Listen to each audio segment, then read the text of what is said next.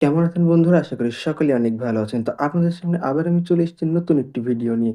আজকের ভিডিওতে শেখাবো দোকানের কেনা রেডিমেড নাইটিগুলো কিভাবে নিজের গায়ের সঙ্গে ফিটিংস করে নেবেন। এখানে একটা আমি রেডিমেড নাইটি নিয়ে নিয়েছি।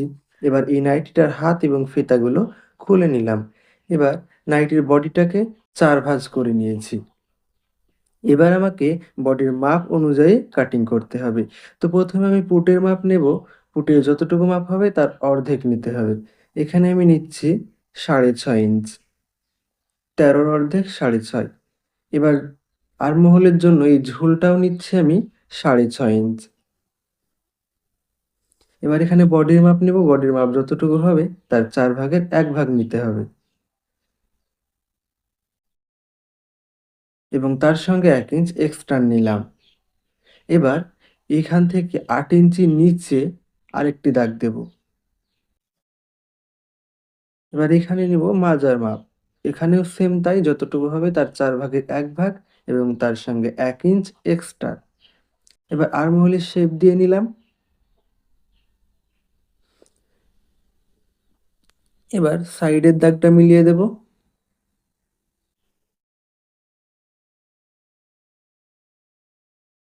সাইডের দাগটা মিলানো হয়ে গেল। এবার আমি এই সাইডটা একবারে নিচের থেকে মিলিয়ে দেব। মাজার এখান থেকে নিচের দিকটা মিলিয়ে দেব।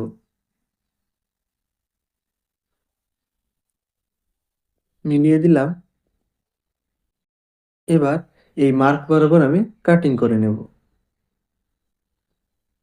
কাটিং করা হয়ে গেছে। যেখানে মাজার মাপ নিয়েছিলাম ওখানটায় একটা কাট বসিয়ে নেব। সেলাইয়ের সময় ওখানটায় ফিতাগুলো বসাবো। এবার এটার ঝোলটা আমি মেপে নেব। যতটুকু আমার প্রয়োজন তার থেকে ২ ইঞ্চ এক্সট্রা নেব নিচটা মুড়ে সেলাই দেওয়ার জন্য। বাদবাকিটুকু কেটে বাদ দিয়ে দেব। ২ ইঞ্চ এক্সট্রা নিলাম, যা ঝোল তার থেকে। এবার বাদবাকিটা কেটে বাদ দিয়ে দেব।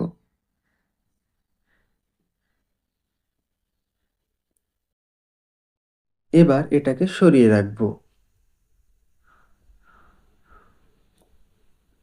এখানে হাতাগুলো নিয়ে নিলাম। হাতাটা যতটুকু আছে ততটুকু আমি রাখতে চাই না। হাতাটা আমি ছোট করব। তাই এখানে আমি ৪.৫ ইঞ্চ নিচ্ছি। আপনারা পুরোটা রাখতে চাইলে পুরোটা রেখে দেবেন। এবার হাতার শেপ দিয়ে হাতাটাকে কাটিং করব।